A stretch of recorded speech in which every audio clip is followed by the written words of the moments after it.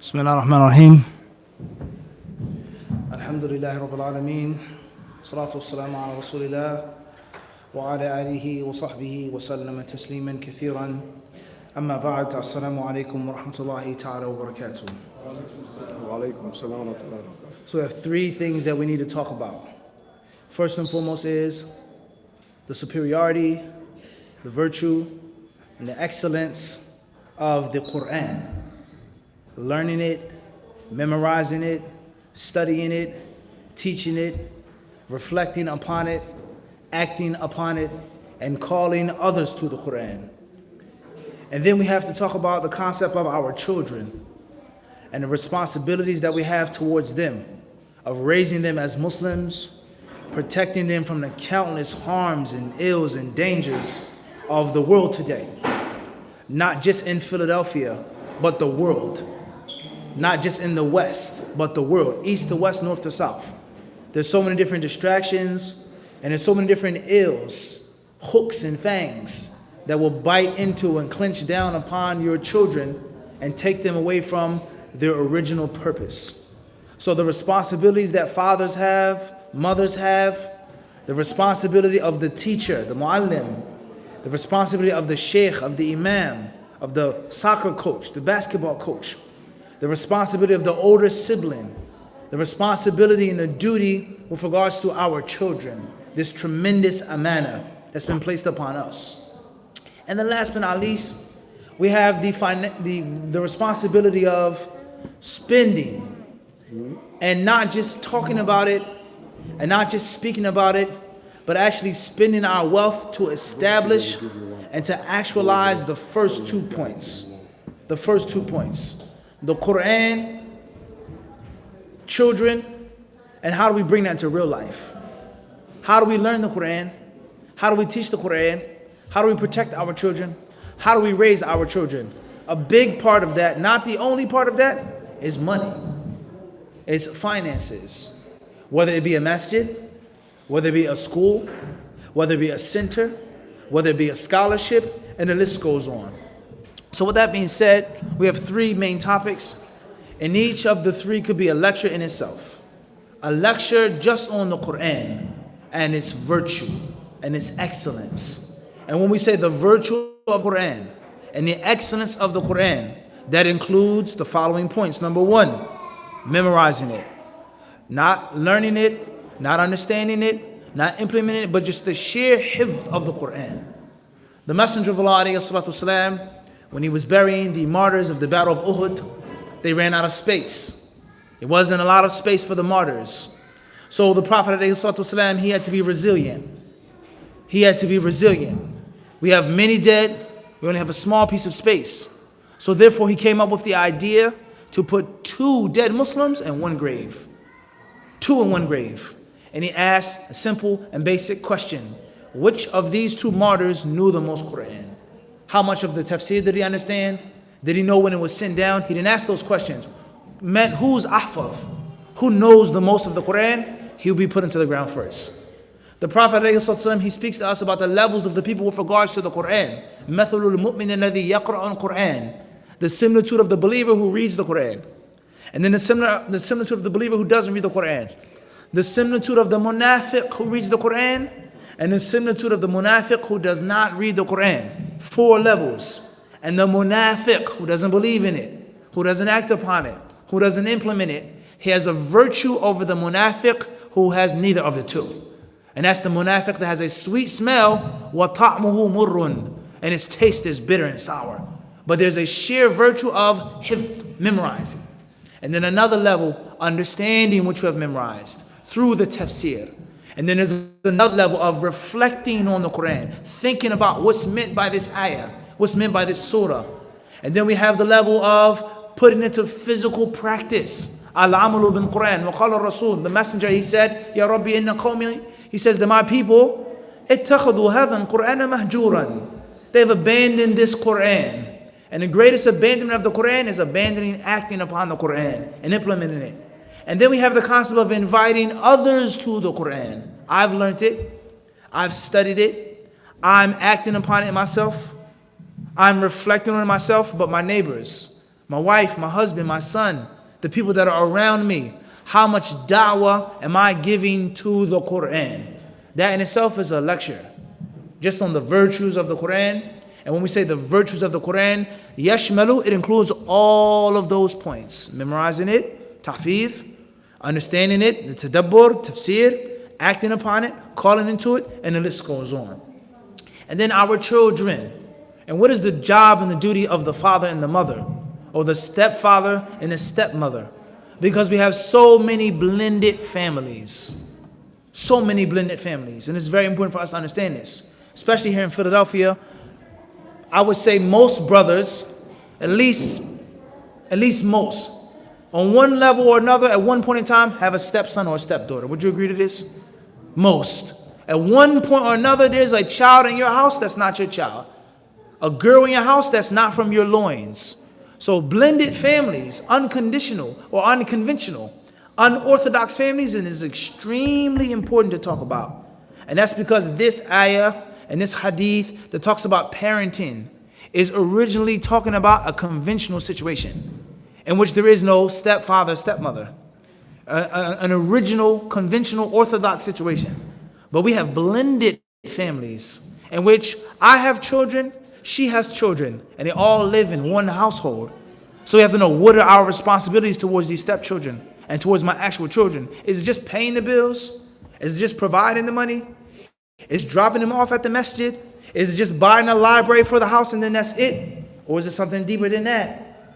And whose fault is it when my child doesn't want to pray? And my daughter doesn't want to wear hijab, or she wants to wear a tight hijab, and she wants to flirt with boys? Is it my fault? Is it her fault? Can I send my children to public school, or do they have to go to an Islamic school? That's a discussion in itself. How many schools do we have in this city of Philadelphia?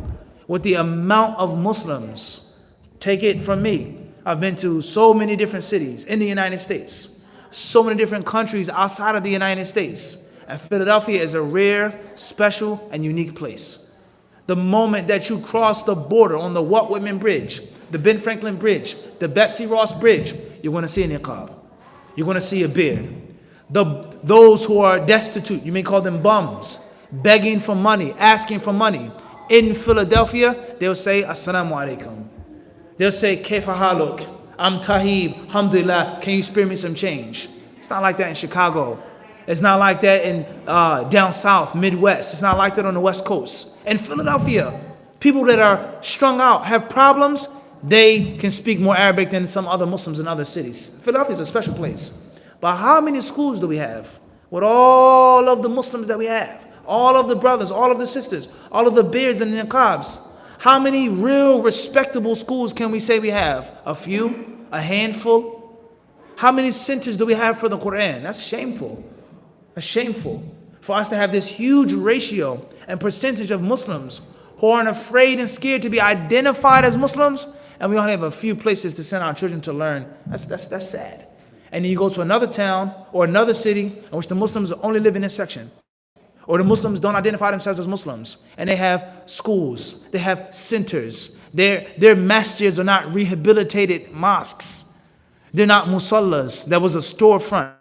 They have a 3, 4, 5-story building. This is a basketball gym. This is a fitness gym. This is a janazah room. This is a tahfidh place. They have centers for their children, for their women, to grow up and to practice Islam. And we in Philadelphia, we have so many Muslims in which we can pick and choose who we want to be with and who we want to sit with and who we want to study with. But oftentimes that's just talk. And it's not actual putting down the necessary service to establish. So that's a talk and that's a lecture in itself with regards to our children, our responsibilities towards our children, and then last but not least, the financial responsibilities, because nothing happens without money. Nothing takes place in this dunya without that green dollar bill. Schools, masjids. I came here today based off of money. If it wasn't for money, how much does it cost for me to drive from New York City to Philadelphia or New Jersey to Philadelphia? Gas, tolls, miles, money. Me speaking in this microphone. Everything is based off of money. And that is why Allah subhanahu wa ta'ala, He called wealth in the Quran khair. He called it goodness. And several ayats in the Quran, He called money khair. It's a means of goodness. And as some of the pious predecessors used to say, كَانُوا يَرَوْنَ أَنَّ الْمَالَ سَاعَةً عَلَى الدِّينِ. They would say that they used to think and believe that having wealth and being affluent was عَوْنًا عَلى الدِّينِ, was a means of having a better religion. With money, you make hajj. With money, you make umrah. With money, you give zakah. With money, you pay sadaqah. With money, you fund jihad. With you take care of your family. And most importantly, you don't have to beg and ask. Innaka, the Prophet ﷺ, he told Sa'ad ibn Abi Waqqas, he asked him when he was sick, how much wealth should I leave behind for my family? How much should I put in a will? How much should I give in sadaqah? He said, "Thuluth wa thuluthu kathir." A third of my wealth, he said, that's a lot. That's a lot. And for you to leave your waratha, your heirs, aghniya, he says, for them to be wealthy and self-sufficient, it's better for them to beg and ask for people. So the concept of money, its importance and its value is paramount in al-Islam. Paramount in al-Islam. And that's a lecture in itself. So therefore, how do we blend and how do we merge all three of these topics in one? A fundraiser, making money for a school, a Quran school, a center, the virtue of the Quran. What words could I possibly say and mention to you that would inspire you to spend your wealth, that would inspire you to teach the Quran, that would inspire you to contribute and to pitch in whatever you can with regards to making a Quran school? So with that being said, inshallah ta'ala, an idea came to me today at the last minute with regards to how do I want to tackle this topic. And since we're in the United States, and since we're in a city like Philadelphia, which is a sports city, I think that we should talk about sports and look at it from the lens and the angle of sports. Sports that are so important in our daily lives. From the shoes that you're wearing to the jacket on your back. Sports. Every season there's a major sporting event. When these people win the World Series, they're leading up to the Super Bowl or the finals or the Stanley Cup or the US Open. It never ever stops. Sports is an integral part of our world today. And another part of this puzzle are our children.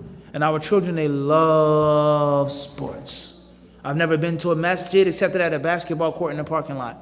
I've never been to a masjid except that the children love soccer.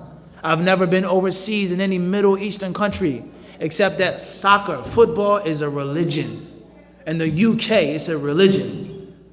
You want to see people stuck and glued to a television screen for 3 hours to watch them score one goal, go to the UK.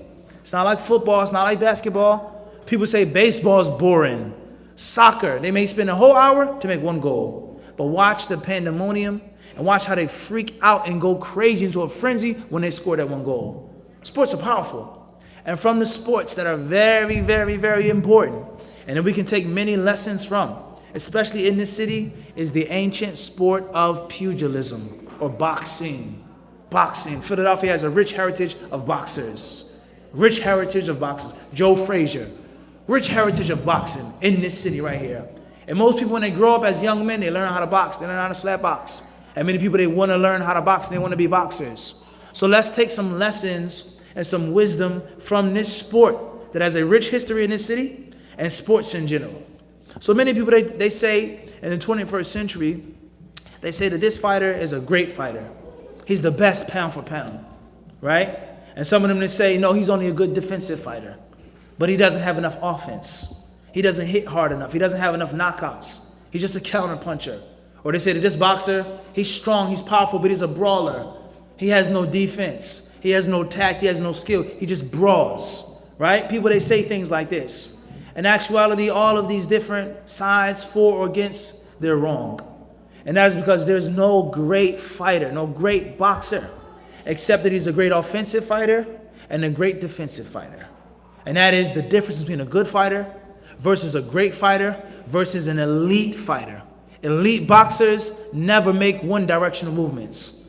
They never have one-way streets. When they cover up, when they duck, when they slip, when they parry, that's defense. But at the same time, it's offensive. And if that defensive maneuver is not translated into offense, he can't be a good fighter, let alone a great fighter, let alone an elite fighter. So me blocking, or me slipping a punch, or me pushing off, or me holding, or any tactic or trick that I use that's a means of me avoiding your punches is immediately translated into me scoring a point on you. And that's because defense doesn't win a fight. There is no knockout, there's no technical knockout, and there is no ring generalship just off of defense. But a point has to be scored. And if you look at fighters who are called great defensive fighters, they also score points. But the untrained eye doesn't see it. Or the punch isn't hard enough because he's not boxing for you. He's a connoisseur. He's boxing for those who know that he just landed a punch. And it's not about having a heavy punch and knocking a person out. But if I win every single round, that makes me a great fighter. So every movement that's offensive is also defensive. Every defensive movement is also offensive. And when a person swings, he is defensively responsible not to be countered. And one of the worst things that can happen to you is to be counterpunched because you're not expecting it. So therefore, what am I talking about? And where am I going with this? What does boxing have to do with Islam? What does boxing have to do with the Quran? What does boxing have to do with fundraising? What does boxing have to do with our children and our responsibilities towards our children? Has a great deal of connection. And that is, oftentimes we as Muslims are narrow-minded. And we have one-way streets. And we only see one way, one direction at a time. And that is why we oftentimes fail. That's why our children don't do the right thing. That's why the masjid doesn't survive. That's why the building is not established, because we only see it in one direction, which we should see it in two directions. And we should think about defense and offense at the same time. You taking your child to the Quran school is not just getting the burden off of your back. You taking your children to have fun, spending money on them, buying things, is not to make them happy. And that's how most fathers think. Are you happy, son? Did you have fun? I want to buy you a toy. I'm going to take you here. Are you happy? That's how we think towards our children. So it's a burden that I'm relieving from myself. I took them to the masjid class. I put them in a tahfidh school class. I did my job. Or I helped out the brothers with my sadaqah. Listen carefully. I gave my money. I supported it. I did my job for them. And that's it. Or people, they think about the opposite. I can't give sadaqah. I can't spend time with my children. I can't be a part of this because of myself. I'm tired. I'm busy. I have bills. I have responsibilities. I have needs. I have wants, so on and so forth. So oftentimes we're one directional. Translate that to boxing, we're only throwing punches. And we're not thinking about protecting ourselves from getting hit. Or we're only thinking defensively. And we're thinking about covering up and protecting ourselves from damage, instead of I'm blocking down, in 2 seconds I'm going to land a punch. In 2 seconds I'm going to hurt him. We know some of the greatest boxers were those who were defensively responsible, and they were great counterpunchers. They were great counterpunchers. And every act of defense was also an act of what? Offense. And when they were offensively strong and aggressive, that was their defense. I'm not going to allow you to even get into the fight. The fight is over before you get into your rhythm. You haven't broken a sweat yet, and you're already on the floor. Defense is offense, offense is defense. So when you give your wealth in the cause of Allah subhanahu wa ta'ala, when you take care of your children, you invest your time, you invest your money, and the greatest investment in your children is the Quran, is their soul and their spirit. It's not for your children. It's not helping out Abdurrahman or Fatima, but in actuality, it's helping out you. In actuality, it's serving yourself, your soul, your mind, and your body. Listen carefully to these words. When you look after your children, on any level of looking after them, Quran, playground, whatever you do for them of positivity, don't think about you just helping out your son. And it's a burden that you're getting off of your back. And you're making your children happy. Don't think about it one directionally, but think about it double at the same time. And that is, by me teaching my son the Quran, it's helping my soul. By me teaching my son the Quran, it's helping my mental health. And most importantly, by me teaching my son the Quran, it is going to be a benefit of my physical body. How is this? How is my son going to the tahfidh helping my soul? How is it helping my mind? And the strangest thing that we heard you say is that it's going to help your body. How is this? How is my son studying the Quran going to help my physical body? I can prove all three of these claims. As far as the soul, then of course, offensively and defensively. Defensively, qu anfusakum wa ahlikum naran. Save yourselves and your families from Allah's wrath, from a punishment and an anger that you have no clue and no imagination regarding. You think fire is hot here? You see scalding water, it falls on you, your nerves immediately force you to withdraw your hand from the water without even thinking about it. You don't have no clue what's in store of Allah's punishment. So that's the defensive protection, is that by me spending my wealth in Allah's cause, and by me educating my son and my daughter with the greatest education, the Quran, I'm protecting myself from Allah's wrath. From Allah's wrath. And offensively, of course, we know the good deeds. The Prophet ﷺ says, "Man qara'a harfan min kitabillahi falahu bihi hasana, wal hasanatu bi ashri amthaliha." He says, whoever reads one harf, one letter from the Quran will receive a good deed. And every good deed comes with 10 sister deeds. The Prophet ﷺ, as if he was asked the question, as if one of the companions said, "Kayfa hadha ya Rasulullah?"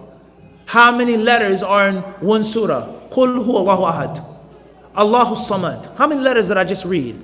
How many good deeds do I get from reading one small surah? Let alone 2 surahs, a page, a juz of the Quran. The Prophet ﷺ, he says, وَلَا أَقُولُ أَلِفْ لَام مِيم حَرْفٌ وَلَكِنْ أَلِفٌ حَرْفٌ وَلَامٌ حَرْفٌ وَمِيمٌ حَرْفٌ. He says, and don't think that Alif Lam Mim is just one harf. No, don't think that. Alif is a hasana. Lam is a hasana. Mim is a hasana. So Alif Lam Mim, that's 3 good deeds times 10. That's 30 good deeds. How long does it take me to read those 3 letters? Alif Lam Mim. So if that's the reward of reading the Quran, what do you think the reward is for the one who teaches the Quran and supporting that teacher?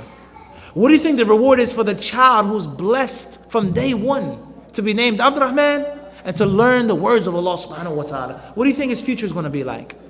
So how many good deeds do you reap, and how much protection for yourself against Allah's wrath do you establish by involving your child in the study of the Quran Kareem? So that's the offensive and the defensive aspect of the soul, right? Mentally, one of the greatest worries that parents have is, where is my child?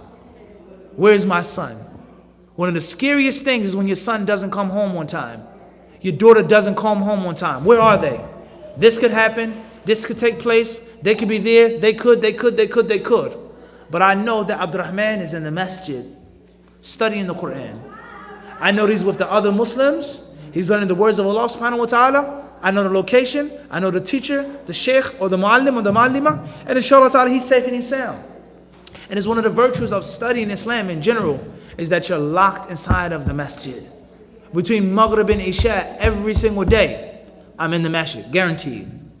Whether I like it, whether I'm down, whether I'm up, whether I'm sad, whether iman is high or low. But just being a teacher, you're automatically in the masjid from Maghrib to Isha.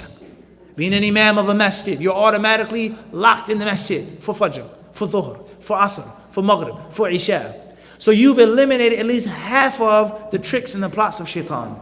And that's based off of location. Many people, they disobey Allah not because they want to, but because of bad location. How many sins can possibly take place in the masjid? A few. People backbite in the masjid. People may lie in the masjid, but not like in the marketplace. Not like on the streets. Not like in places of laughing and joking and amusement. So you've automatically won half of the battle just by being in the masjid. So the peace of mind that comes to you as a parent when your child is in the masjid every day, when your child is in the Quran school every day, and when your child is around that positivity. The last tier is the physical essence. How does me raising my child as a Muslim, learning the words of Allah, studying the Quran, how does it help my body? How is this? A few months ago when I was in San Diego, I did a khutbah in a masjid. It was the oldest masjid in San Diego. And they asked me to speak, and they asked me to give them a sermon. So I asked them, what would you like the khutbah to be about? They said, you can speak about whatever you want to speak about. How long does the khutbah have to be? They said, it can be 45 minutes, an hour, whatever you want to do. And I asked them finally, is there anything that I can't speak about? They says, don't talk about politics. I said, tayyib, jazakallah khairan.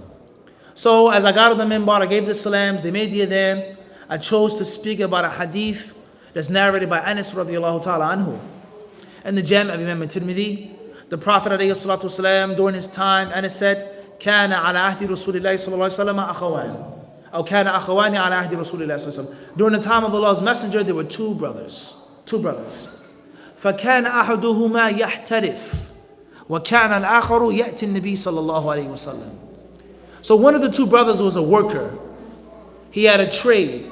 He had a profession. He had a hustle. He was about earning money, working.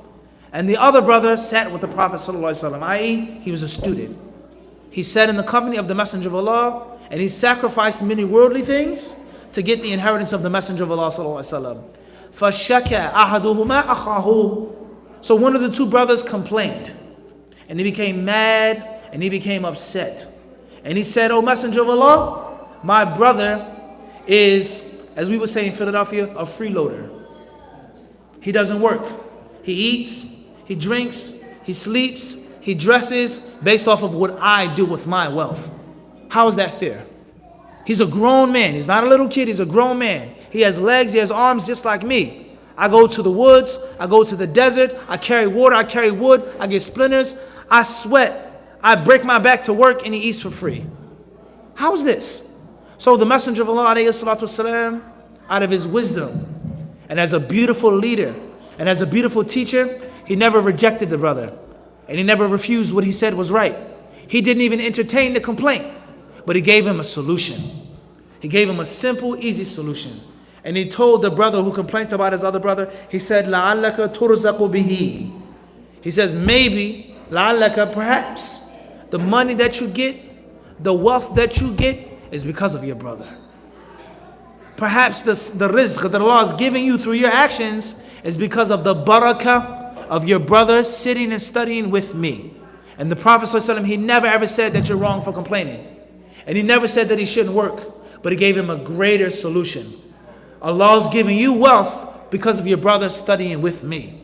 So based off of this authentic hadith, I gave the brothers an example of a man or a woman who has 6 children. There is Abdurrahman, Abdullah, Amatullah, Khadija, Aisha, and Anas. 6 children. So 5 of them, one wants to be a basketball player, one wants to be a pediatrician, one wants to be a pharmacist, one wants to stay home and just play video games all day, doesn't really want to be anything. Another person wants to be this, another person wants to be that. But Anas, from among your 6 children, he wants to learn the Quran. He says, I want to be an imam, I want to be a sheikh. Not, I want to learn the Quran and then go to medical school. I want to go to Medina, then go to medical school. No. I want to be a sheikh. That's all I want to do. I want to be the one who leads Taraweeh. I want to be the one who speaks. I want to be the one who leads the people on Hajj. I want to be the one when the people come to me and ask me their questions. That's what I want to do. So we said that most fathers and most mothers, because of their ignorance and their short-sighted vision, and as I said, they only have one direction. They don't think offensively and defensively at the same time. They say, no. Abdurrahman, Abdullah, Amatullah, Fatima, Khadija, Anas, all of them have to be white-collar professionals. All of them. You have to be a doctor, engineer, pediatrician, pharmaceutist, etc. And none of them can be a religious scholar. Of course, I want you to learn the Quran, study the Quran, but I need you to be successful in this world. So Amatullah doesn't have a problem with it. Khadija doesn't have a problem with it. Aisha doesn't have a problem with it. But Anas says, no, father, I don't want to be an engineer. I don't want to have money on the side. I don't want to have a side job. I want to be an imam all day, every day, full time. And the father says, no, you have to go to school. You have to make money. You cannot be someone who freeloads on his brothers, and you cannot study Islam full time. You cannot be an imam for full time. No problem. So this father or this mother, they grow old and they become sick. They grow old and they become sick. Cancer, prostate cancer, breast cancer, lung cancer, brain cancer. These are the things that we get. Diabetes. Unfortunately, many of us, we may have these diseases already. We don't even know yet. And then it comes up and it pops up and says you have stage 4 cancer. Many people die every year from these diseases. So now you're sick in your hospital. You have all types of tubes and machines connected to you to help you breathe, to help you do all types of things. So we have 2 scenarios now. All 6 of your children are white-collar professionals. 5 of your children are white-collar professionals, but Anas or Amatullah is a full-time scholar, a full-time imam, a full-time Quran reciter, full-time, not part-time, but full-time. Is it possible for those 6 children who have worldly careers, is it possible for them to be righteous? Of course it's possible. Is it possible for them to be good Muslims? For sure. Does it mean that just because they have white-collar jobs that they're going to be sinners? No. They can be good Muslims. They can be pious Muslims. They can be righteous Muslims, right? Then we have 5 of them versus 1 of them. Or all 6, but at least 1. If we had to pick, and if we had to choose, which of the 2 would be in the hospital more? Make more dua. Whose dua will be closer to being accepted to or by Allah Azza wa Jal? Who will be more righteous? And most importantly, when the doctors pull the plug on you, when you die, you exit this world, who is going to make the most dua for you? Hypothetically speaking, it could be Abdurrahman, could be Amatullah, could be Khadija, could be Aisha, or in most cases, one who's going to say, I'm going to put my money on Anas. I'm going to gamble, I'm going to put my money on him because he's in the masjid all day, every day. He knows all of the verses about dua by heart. He knows all of the hadiths about the parent by heart. People are praying for this person every single day. Every question that Anas answers, the people say, Jazakallahu khairan. May Allah bless you. May Allah give you a long life. May Allah, may Allah, and may Allah. That's every day. Anas, he makes Hajj every year. He makes Umrah every year. People are thanking him in front of the Kaaba for the answer that he gave them and the class that he gave them. So for argument's sake, whose dua is going to be accepted first? For argument's sake, who? Anas's dua or Amatullah's dua? Who's an engineer, a civil engineer, or she's a heart surgeon? Who? What on the question? And that's because when Anas is at work, and when he's busy, and when he's tied up, he's making dua. The physical deeds that he performs is dua. That's dua al-ibadah. And he raises his hands, and that's dua al-mas'ala. And the one who knows the Quran by heart is presupposed, al-muftarad. He's presupposed to be the one who has the most love and respect for his mother and his father. And that is why very seldomly will you find a learned person who has a bad relationship with their mother. Very seldomly. Maybe with the father, they don't agree. But most cases, 9 out of 10 times, a knowledgeable person loves his mother and the mother loves the son. So I said, and I posed this question. So therefore, when you die, your money, your wealth, your degrees, your sports, what are they going to do for you? Amatullah may make dua for you and her busy schedule. Abdurrahman, he may pencil you in his NBA World Tour. But Anas is going to get a reward for every single word of the Quran that he recites. And who put him in the Quran school? Who put him in the Quran school? It was the father. It was the mother who dropped him off, who paid for him, who picked him up, who made sure that he did the homework. And the Messenger of Allah ﷺ, he says that when the son of Adam dies, in qata'a amaluhu illa min thalatha. All these stop. Prayer is over. Hajj is over. Umrah is over. Everything that you possibly did of good deeds is done. Except for 3 things. The Prophet ﷺ says, sadaqatun jariyah. Continuous charity, such as building a Quran school. Aw ilmin yuntafa'u bihi. Or knowledge that the people keep learning from, a legacy. Aw waladin salihin yad'u lahu. Or a son or a daughter who raises his hands and says, Allah, forgive my father for his shortcomings. Have mercy on my father. Have mercy on my mother. And reward my mother and my father for making me what I am today. And that is, I couldn't have been a Quran scholar. I couldn't have been a reciting the Quran if it wasn't for my father putting me in the Quran school. So I asked the brothers in the masjid this question. Who do you think is going to make dua for you later on? And when you're sick, who's going to come to the hospital and look after your physical body the most? The one who's righteous and pious, or the one who's busy collecting and amassing the worldly things, which could be permissible. But if we had to pick, there's no way. We have to pick one of the 2. Who would you put your money on, quote unquote? It's going to be Anas, without a question. It's going to be the child that was brought up, nurtured upon the Quran. So you spending your wealth in Allah's cause, you allowing your son and your daughter to learn and study the Quran, you respecting and exalting the Quran, it's a benefit upon your soul, first and foremost, as we've just proven. It's a benefit upon your mind, as we've just proven. And it's a benefit upon your physical body as well. And that's an established fact. Most people who are successful in the world, and Allah knows best, they really don't look after their parents but so much. Is this not the case? This champion boxer or basketball player or this famous musician, his father is in an old folks home. His mother is in an old folks home. And they really have no time to look after them. Rather, it's friction and it's beef between the two. He didn't believe in me. He never came to my games. When I became rich and famous, then he said, that's my son. How often do you find that with a Quran scholar? How often, honestly? Abadan. You never find that. And even if the father wasn't the best father and the mother wasn't the best mother, the Quran will prevent him from airing out his dirty laundry in front of the people. It's not the same with worldly success. So the point that I'm trying to get to is that you can't just think about helping out your son and getting the responsibility off of your back. But me taking my son to the Quran school is in actuality helping what? Myself. Me funding the Quran school is not helping these people or those people. But in actuality it's helping what? Myself. I'm saving myself. It's not about you. I don't care about what you think or feel. Me giving you sadaqah, it's helping my own soul. It's helping my own mind. And it's helping my own body. I.e., the elite boxer, when he tucks, when he rolls, when he ducks, it sets up a what? A punch. And when he throws a punch, he's preventing him from throwing a punch, which is also defensive. So the smart believer and the wise believer is he who always carries around his or her slingshot. And you always look for two birds only with one stone, never two stones. Everything that you do, you have to think about helping out your wife, but at the same time, it's helping out me. Me being obedient to my husband, it's not about my husband.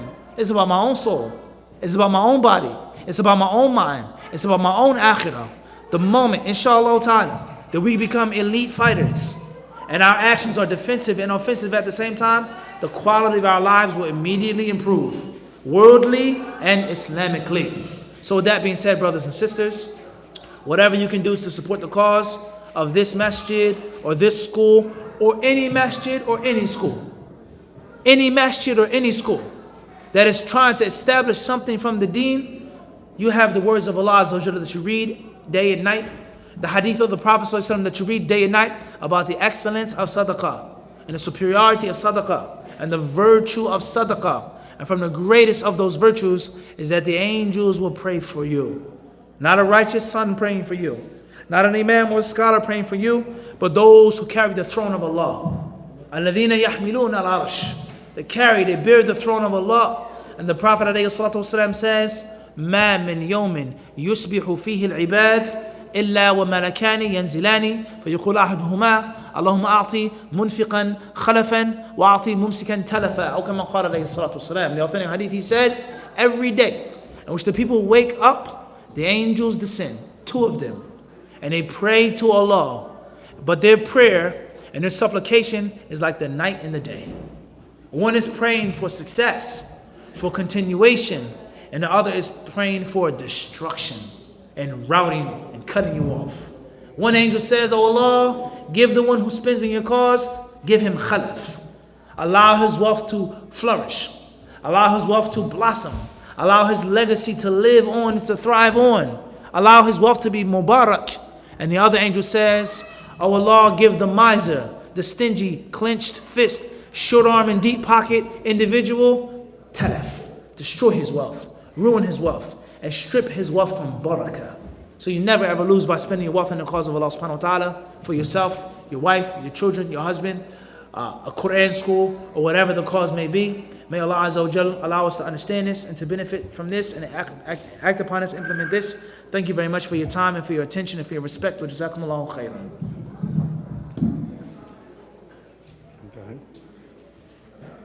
إذا كان بعض الأسئلة أو استفسارات لا مشكلة.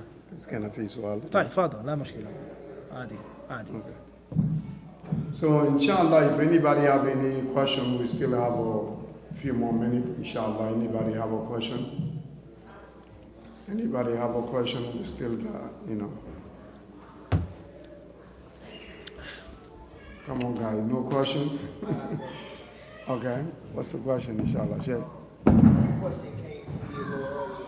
Someone asked me if before you eat, you say the tasmiyah, bismillah, do you say it audibly or do you say it silent? Question says, before you eat and before you make the tasmiyah, before you say bismillah, Do you say it audibly or do you say it silently? Tayyib. Say it in a way or a manner in which you hear yourself say it. Doesn't have to be loud, like a loud takbir, but say it in a way in which you hear yourself say it. Whether someone next to you hears you say it or not. Bismillah. That's better. Move your tongue and your lips when you say it. And allow it to be in a way in which you yourself can hear yourself saying it. The Messenger of Allah, when he sat down and he ate with his stepson, Amr ibn Abi Salama, he said to him, Ya ghulam, sammillah. He said, oh young man, say Bismillah. So the Prophet ﷺ told him to say Bismillah. Maybe the young boy said it to himself. Maybe he said it with his heart. Maybe he said it with his mind. But the Prophet ﷺ told him, Sammillah, i.e., harrik, move your tongue and your lips. And it should be said, especially if you're in a company of people, you don't want people thinking that you didn't say Bismillah. Not saying that you're doing it for the people, no. You don't do anything for the people's pleasure or what they think or what they feel. But that's an etiquette that's public and open. Which is what?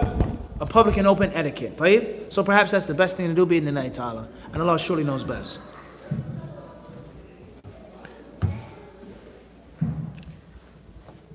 Question from online says, OS from CCH or Chicago, Illinois. Sheikh, can you do a video on Islamic Finance 101 basics for Muslim and entrepreneurs to know business rulings and permissible business acts, etc.? May Allah bless you and all of the Muslims in Chicago. Inshallah ta'ala, we've done many talks on finance, the importance of studying finance, money, okay, businesses. And inshallah ta'ala, we need to devote some more time and some more videos to these topics. However, there's tons of information available in which there are brothers and sisters who are more knowledgeable than us on Islamic issues and issues of economics that have spoken on these things. Mortgages, for example. People that ask questions about mortgages. Can I get a mortgage? Can I lease a car? If you go online, there are many, many sites that are reliable sites in which they have Islamic scholars and financial scholars that have given the details of a mortgage. They're giving details of leasing a car or financing a car or whatever it may be. So there's a lot of information that's out there. If you want us to give our humble take or twist on it, inshallah ta'ala, that's not a problem. But there's a lot of information out there. Bidnillahi ta'ala. Next question says,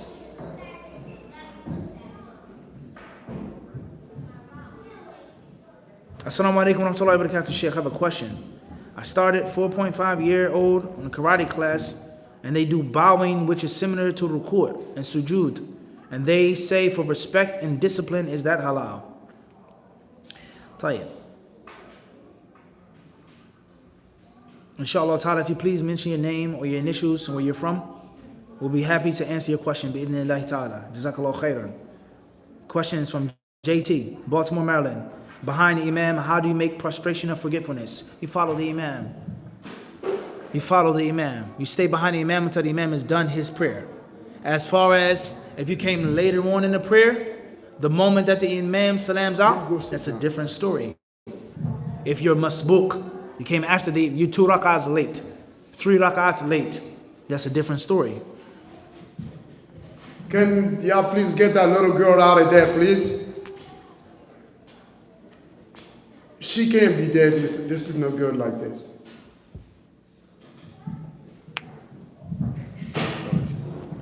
Next question says, JN, Fort Wayne, Indiana. Is it okay for me to learn Quran from someone whose minhaj is unclear when I'm not able to find a teacher where I live who is clearly on the minhaj of the Salaf? As we have explained before, your teacher, you should be a seeker of excellence. You should seek a teacher who has the most complete characteristics, the most complete etiquette, the most complete behavior, and aqeedah, and ibadah, and behavior, and everything. He should be someone, or she should be someone who has the correct belief system. They should be someone who's practicing the proper ibadah. They should be someone who has the proper behavior. And they should be someone who is a master of the Quran. Someone who's learning, skilled. That's the best thing to do, bi'idhnillahi ta'ala. If you can't find someone that has all of those characteristics and all of those attributes, then try your best. Try your best. What's important is in 2019, ignorance is a choice. In 2019, ignorance is a choice. There's so many things you can do to learn. You can learn online. You can be thousands of miles from someone you don't even know. You can learn Quran from them. It's not the same as you sitting in front of them. Of course not. It's not the same as you leaving your home and traveling. Of course not. But the basics, the fundamental, rudimentary things, you can learn online. So therefore, if there's a teacher in which there's some doubtful issues or some problematic issues, feeling actual problems, then it's best to avoid that teacher. Learn the basics until Allah Azza wa Jalla allows you to study with someone whom you are pleased with as a whole. And of course, there's no Quran teacher who is an angel walking. There is no one who's perfect. Everyone is going to have a flaw or a shortcoming. Everyone. The most pious and the most righteous is going to have a mistake and an error. One level or another. Some more than others. Some more public than others, etc. So, bid'nillahi ta'ala, if it's an issue of the fundamentals, if it's an issue of the basics, you can learn the basics by yourself. The basic surahs to lead the salah, to pray with the correct prayer. If you want to learn and study it more, then bid'nillahi ta'ala, become a seeker of excellence. And Allah surely knows best. Next question says,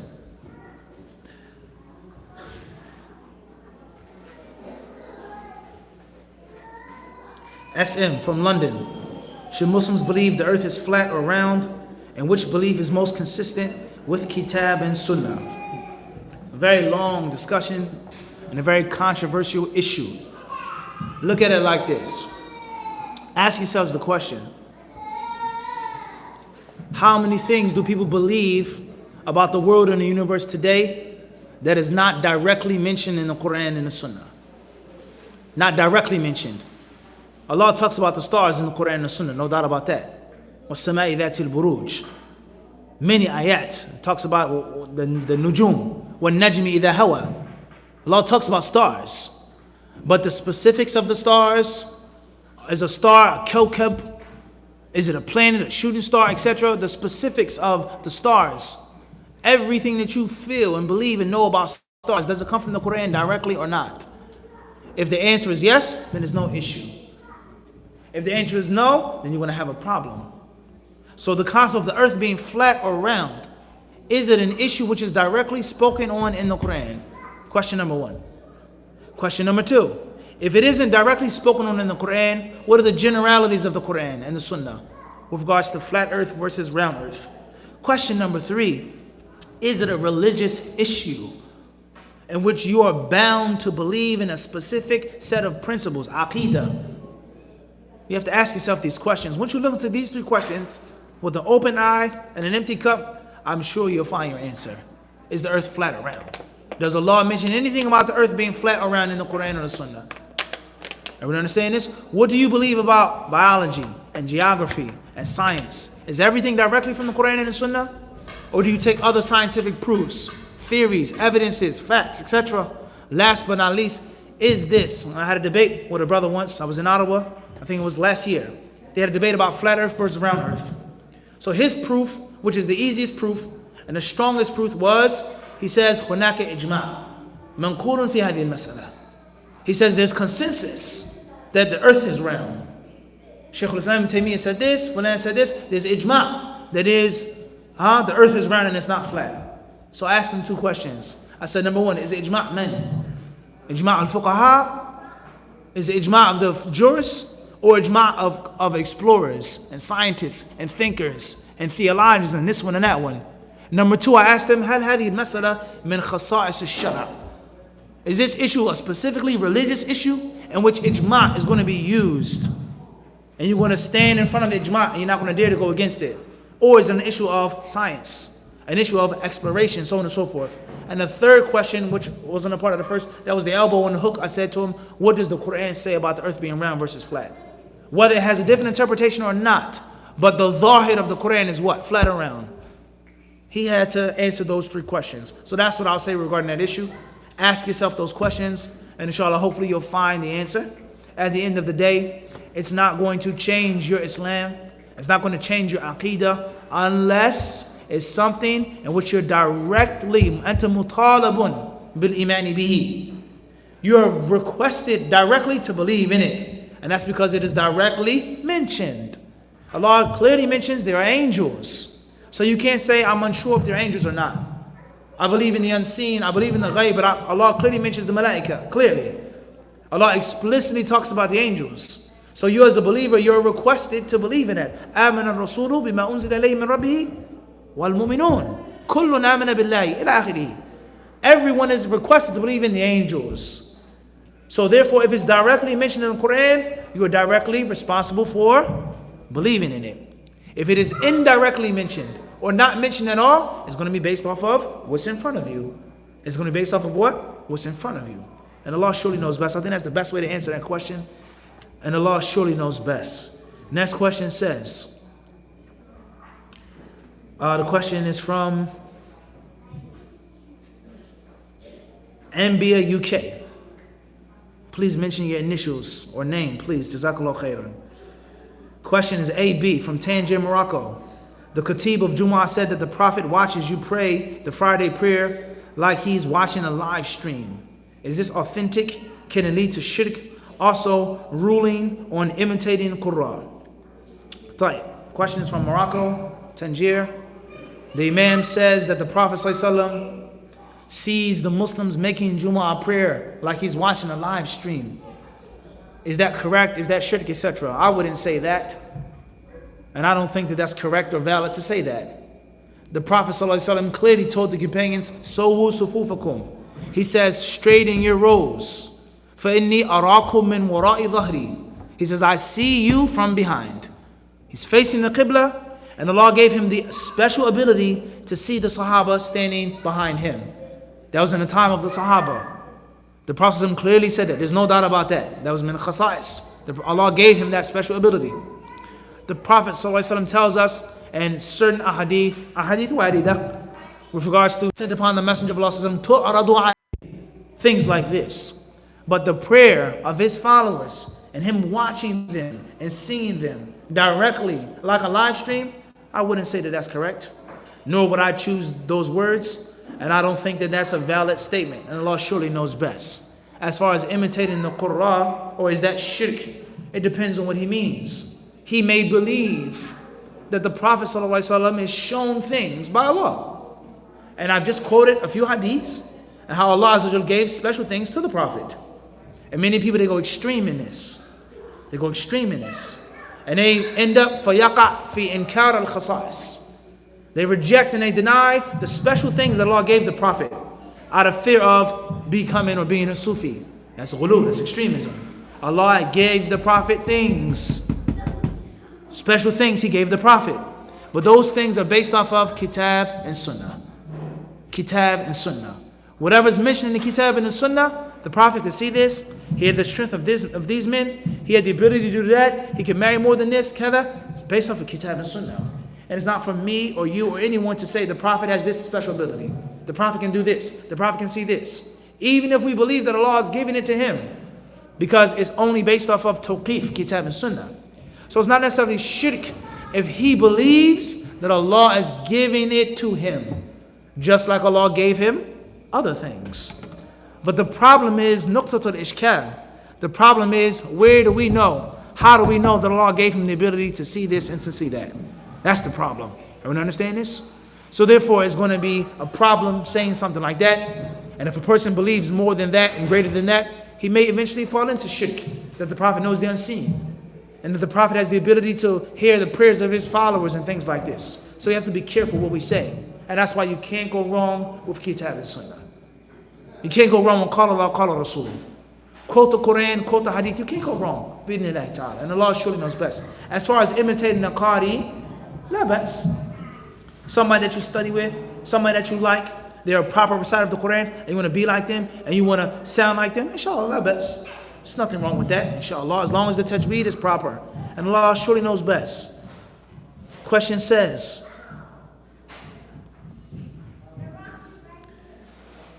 Tayyib, 8K, Newark, New Jersey. Assalamu alaikum, barakallahu feek.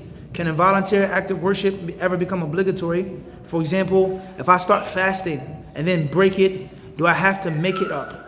Wa alaikum assalam wa rahmatullahi ta'ala wa barakatuh. Wa feekum barakallah.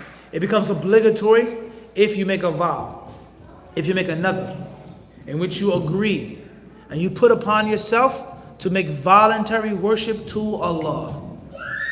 You make voluntary worship to Allah. Another. You make a vow to Allah. Now you must fulfill it. And it's a problem and you're breaking it. And a penalty that has to be paid if you break it. And if that's not the case, you don't want to fast anymore, there's nothing wrong with that. Except for Hajj and Umrah. وَأَتِمُّ الْحَجَّ وَالْعُمْرَةَ لِلَّهِ. Once you start the Hajj and the Umrah, you must finish it. You can't just stop the Hajj and the Umrah. But other things, prayer, fasting, reading the Quran, things like this that are voluntary, it's a different story. It's a different story. Allah subhanahu wa ta'ala surely knows best. Perhaps لعلنا نكتفي بهذا القدر. إن شاء الله تعالى. جزاكم الله خيرا. Thank you very much. السلام عليكم ورحمة الله وبركاته. وعليكم السلام ورحمة الله وبركاته.